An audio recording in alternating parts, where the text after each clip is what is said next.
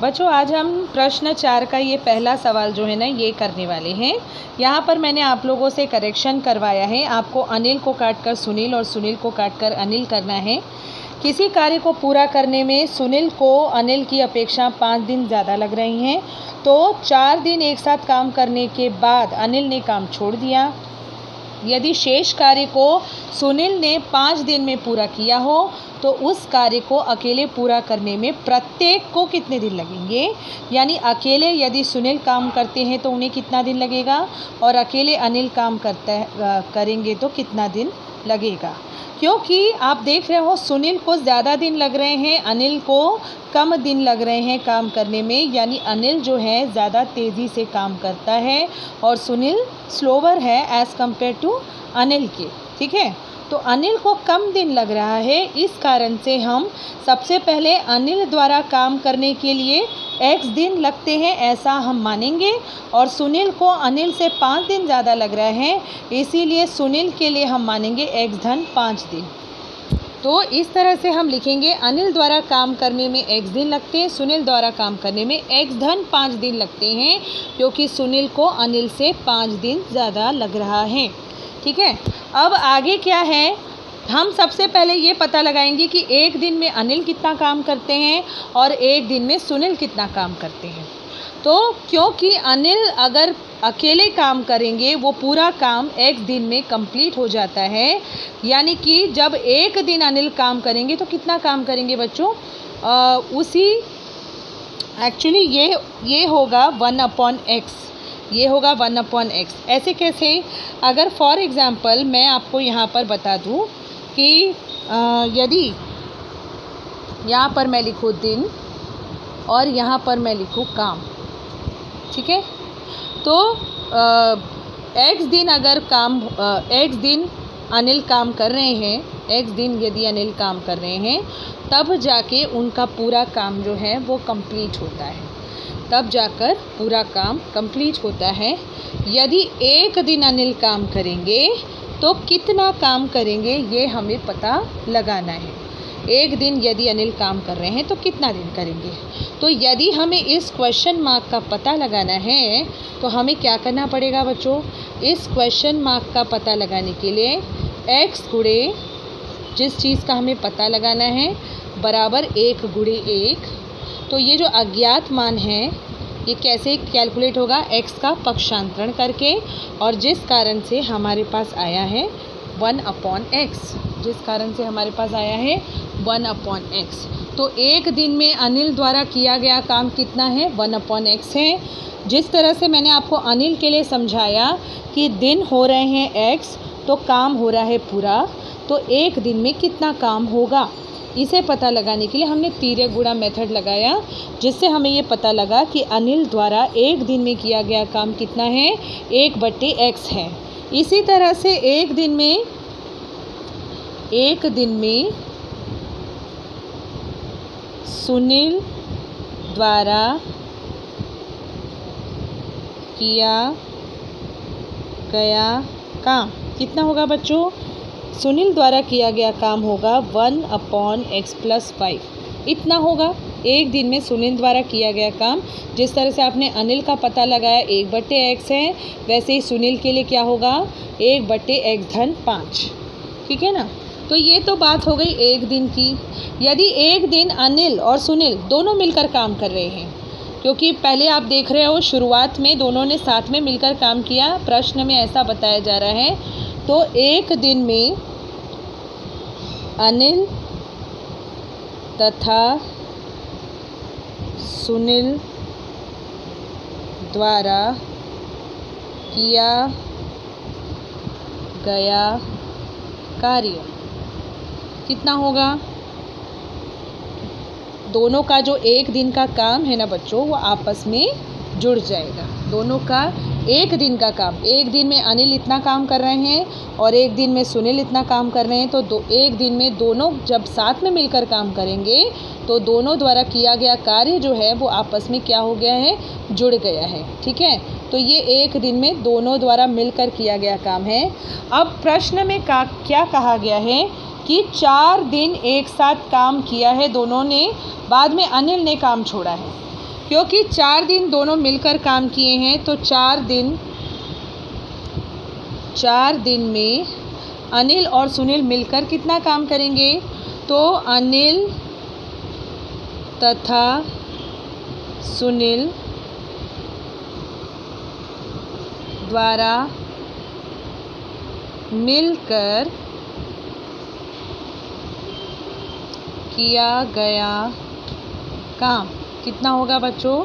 4 दिन। यदि एक दिन में इतना काम कर रहे हैं दोनों मिलकर तो 4 दिन में इसी मान में हमें 4 का गुणा करना पड़ेगा। तो हम क्या करेंगे? 4 दिन में दोनों द्वारा मिलकर किया गया कार्य हम एक दिन के काम में 4 से गुणा कर देंगे। ये एक दिन का काम था ना, इसी में हमें 4 से गुणा कर देना है तो 4 दिन का काम हमें मिल जाएगा। अब आप चाहो तो यहीं पर गुणा कर सकते हो, 4/x धन 4/x धन 5। तो इस तरह से हमारा 4 दिन का काम जो है वो आ गया है। अब उसके बाद क्या हो गया है? अनिल ने काम छोड़ दिया है और उसके बाद सुनील ने अकेले काम किया है। कितने दिन सुनील ने काम किया है? 5 दिन किया है। शेष कार्य को सुनील ने 5 दिन में पूरा किया है। तो देखिए सुनील जो आगे के 5 दिन कार्य कर रहे हैं तो उनका जो 5 दिन का काम है उसका भी हिसाब हम लगाएंगे। सुनील द्वारा 5 दिन में किया गया काम। तो सुनील एक दिन में कितना कर रहा है बच्चों? एक दिन में सुनील द्वारा किया गया काम है 1/x धन 5। तो 5 दिन में सुनील कितना काम करेंगे? 5/x धन 5। यानी आपको 1/x + 5 में 5 का मल्टीप्लाई करना पड़ेगा, यानी 1/x धन 5 में 5 का गुणा करना पड़ेगा। तो आपको 5 दिन में सुनील द्वारा किया गया कार्य पता चलेगा। अब जाके 4 दिन जब दोनों ने मिलकर काम किया, बाद में अकेले सुनील ने 5 दिन काम किया, तब जाकर काम जो है वो पूरा हो पाया है। अदरवाइज़ काम पहले पूरा नहीं हुआ था। तो अब काम कैसे पूरा हो पाया बच्चों? जब ये 4 दिन की मेहनत और सुनील द्वारा की गई 5 दिन की मेहनत जब हुई है तब काम पूरा हुआ है। इसीलिए जो इक्वेशन यहाँ पर तैयार होगा, क्योंकि प्रश्नानुसार ऐसा कहा गया है कि इस तरह से जाकर काम पूरा हुआ है, यानी कि जब हम 4/x धन 4/x धन 5 धन 5/x धन 5 जोड़ते हैं, तब ये सारे मानों को जब हम जोड़ते हैं तब जाके काम जो है वो पूरा हो रहा है, क्योंकि एक पूर्ण काम कंप्लीट हो रहा है।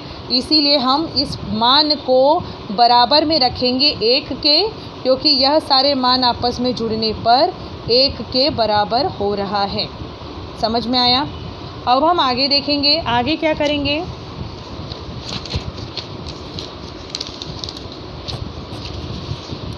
हाँ, तो बच्चों अभी हमारे पास क्या इक्वेशन आया है?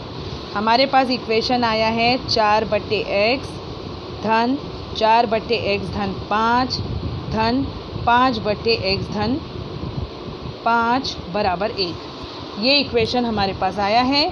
अब हमें इसे कैलकुलेट करना है। कैसे कैलकुलेट करेंगे बच्चों? हमें लेना होगा लसावी। तो लसावी कैसे लिया जाता है? लसावी जो बच्चों यहाँ पर बनेगा, आप देख रहे हो यहाँ पर x है, यहाँ x धन 5 है और यहाँ पर x धन 5 है।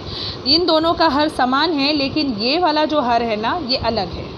तो इन 3 पदों का जब हम लसावी लेंगे तो वो कुछ इस तरह से आ सकता है, इस तरह से। क्यों? क्योंकि आप देख रहे हो ये दोनों सामान्य पद हैं, यानी कि कॉमन पद हैं। तो आप इनको एक बार ले सकते हो और ये एक बार ले सकते हो, ठीक है। बाकी एक बार ये जो दोनों कॉमन पदों में से आप एक पद जो है वो इस तरह से छोड़ेंगे। और अब हमें क्या करना है? ऊपरी पदों का डिनोमिनेटर यानी हर ये हो ऐसा हिसाब लगाना है। जैसे आप देख रहे हो 4 का यहाँ पर हर कौन है? x है। जबकि अब हमें हर क्या चाहिए? x गुणे x धन 5 ये चाहिए, यानी ये लसावी ले रहे हैं हम। तो क्योंकि x गुणे x धन 5 हमें इसका हर बनाना है, तो हमें x धन 5 का गुणा क्या करना होगा? ऊपर की ओर भी करना होगा। और जिसकी वजह से आप देखो यहाँ पर आएगा 4 गुणे x धन 5। इसी तरह से यहाँ पर आप देखोगे 4 में आपको इसका हर क्या दिखाई दे रहा है, x धन 5 दिख रहा है, जबकि आपको हर में लसावी लेने के बाद क्या लेना है, यहाँ पर x भी एक्सिस्ट होना चाहिए।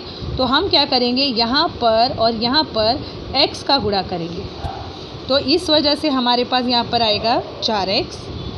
वैसे ही यहाँ पर भी हमें करना है, x धन 5 है, x का गुणा करना होगा, तो यहाँ पर 5x आएगा बराबर 1। ठीक है, अब 4 का गुणा x के साथ 4x, 4 का गुणा 5 के साथ 20, फिर यहाँ 4x, यहाँ 5x, और ये जो x और x धन 5 आपको दिख रहा है, ये हम पक्षांतरण कर ले जाएंगे दाहिनी तरफ, इस प्रकार से। ओके, अब हम इसको जोड़ेंगे। 4 4 8 होता है, 4 4 8 x हो जाएगा, और 8x और 5x जब जुड़ेगा तो कितना हो जाएगा बच्चों, 13x हो जाएगा। तो 13x धन 20 बराबर x का हम दोनों पदों से गुणा करेंगे, यानी x धन 5 से गुणा करेंगे। तो गुणा करने के बाद क्या आएगा बच्चों, x स्क्वायर धन 5x, ये आएगा। अब आगे क्या करना है, पक्षांतरण करके हम वर्ग समीकरण जो है वो बनाने वाले हैं। यहाँ पर दोनों पदों का पक्षांतरण हम दाहिनी तरफ कर देते हैं, तो जिसकी वजह से 0 हो जाएगा। देखिए इस तरह से 13x जो है इसका पक्षांतरण होने पर ऋण 13x हो जाएगा, और धन 20 का पक्षांतरण होने पर ऋण 20 हो जाएगा। अब आप देख सकते हैं धन 5 और ऋण 13 ये दोनों जो है ये सजातीय पद है, धन 5x ऋण 13x। जब हम इनको कैलकुलेट करेंगे तो माइनस में आंसर आने वाला है, और 8x ऋण 20, और इस तरफ आपको 0 दिखाई दे रहा है। ठीक है, अब इस समीकरण को हम इस तरह से भी लिख सकते हैं, है ना, इस तरह से हम लिख सकते हैं। तो हम ये समीकरण जो है ये तैयार होने के बाद अब हम क्या करेंगे, इसे गुणनखंड विधि से हल करेंगे। गुणनखंड विधि आपको पता है क्या होती है, आपको पहला पद और तीसरा पद जो है इसका क्या करना होता है, गुणा करना होता है, और जो मध्य पद आपको दिखाई दे रहा है यानी कि ऋण 8, तो आपको ऐसी ये गुणन करने के बाद क्या होगा, ऋण 20 आएगा, और यहाँ पर ऋण 8। अब आपको ऐसी दो संख्याओं का चुनाव करना है जिनका गुणनफल आना चाहिए ऋण 20, और योग करने पर या घटाना करने पर आना चाहिए ऋण 8।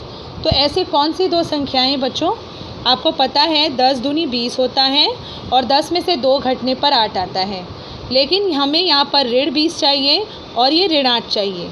तो जोड़ने पर ऋण 8 कब आएगा, जब 10 के पास माइनस साइन होगा और 2 के पास प्लस साइन होगा। ठीक है, अब इन्हीं दोनों को आप गुणा करके देख लीजिए क्या ऋण 20 दे रहा है। हाँ, इन दोनों को गुणा करने पर ऋण 20 आता है। अब हम क्या करेंगे, इन्हीं दोनों संख्याओं को लेकर ये जो गुणनखंड विधि है इसको हल करेंगे। इस गुणनखंड विधि से समीकरण को हल करेंगे। तो देखिए बीच का जो पद है वो इन दो पदों में बट गया है, यानी ऋण 10x धन 2x। इसके बाद आपको पता है क्या करना है, जोड़ी बनानी है, और जोड़ी बनाकर कॉमन निकालना है। धन 2x ऋण 10 बराबर 0। अब आपको पता है क्या करना है, x ऋण 10 बराबर 0, x धन 2 बराबर 0। आपको ये पता होगा ना, 2 ब्रैकेट्स बनते हैं, x ऋण 10 का एक कोष्ठक बनेगा और x धन 2 का एक कोष्ठक बनेगा, और उसके बाद आप उन दोनों को बांट सकते हैं। मैंने बीच में ये जो स्टेप है बीच में ये यहाँ लिख देती हूँ, नहीं तो आपको समझ ना आए तो x ऋण 10 x धन 2 बराबर 0, इस तरह से आपको एक स्टेप लिखना है, उसके बाद ये स्टेप बनेगा। अब ये स्टेप बनने के बाद x का मान जब हम प्राप्त करेंगे तो कितना आएगा, x बराबर 10 होगा या x बराबर ऋण 2 ये होगा। अब क्योंकि x हमने क्या माना था बच्चों, x क्या माना था, x हमने माना था अनिल द्वारा काम करने के लिए कितने दिन लग रहे हैं, x दिन लग रहे हैं। तो हमने अनिल के काम के लिए जो लगने वाले दिन हैं उसको x दिन माना था, यानी कि जो हमें यहाँ पर x का मान मिला हुआ है ना, ये अनिल द्वारा काम करने का दिन है। अब आपको पता है दिन जो है वो नेगेटिव नंबर नहीं होता है, दिन हमेशा हम धनात्मक में लिखते हैं, ऋणात्मक में नहीं लिखते हैं, यानी कि x बराबर ऋण 2 जो है ये अमान्य है। अमान्य है। क्यों? क्योंकि दिन ऋणात्मक नहीं होता, क्योंकि दिन ऋणात्मक नहीं होता, इसीलिए ये जो है ना ये नॉन इक्वल माना जाएगा और दिनों की संख्या बच्चों क्या मानी जाएगी? x बराबर 10। यानी अनिल द्वारा काम करने के लिए कितना दिन लग रहा है? 10 दिन लग रहा है। तो हमें यहाँ पर लास्ट में स्टेटमेंट लिखना होगा कि अनिल द्वारा